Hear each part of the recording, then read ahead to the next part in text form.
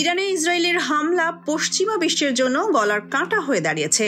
এই যুদ্ধ থেকে বের হওয়ার উপায় খুঁজছে তারা।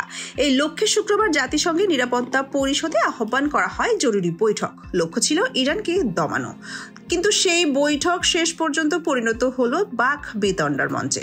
ফলে কোনো সমাধান আসেনি। উত্তপ্ত বাদানুবাদেই শেষ হলো এই আয়োজন।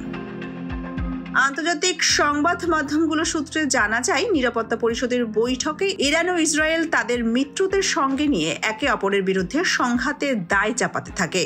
বৈঠকে ইরান ইসরায়েল সংঘাত বন্ধ ও সংকটের কূটনৈতিক সমাধানের আহ্বান জানানো হয়। কিন্তু এই প্রক্রিয়া কিভাবে এগোনো উচিত, এই বিষয়ে পরিষদ কোনো ঐক্যমতে পৌঁছাতে পারেনি।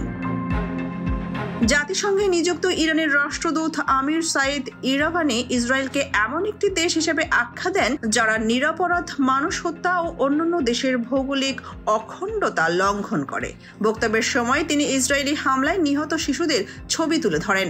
জবাবে ইসরায়েলের রাষ্ট্রদূত ড্যানি ড্যানন বলেন, ইরান ভুক্তভোগী সেজে নাটক করছে। ইরানের রাষ্ট্রদূতকে উদ্দেশ্য করে বলেন, আপনারা কি করে আন্তর্জাতিক সমাজের কাছে এমন একটি পরিকল্পনার পরিণতি থেকে সুরক্ষা চাওয়ার সাহস পান, যেই পরিকল্পনা গণহত্যার জন্য তৈরি।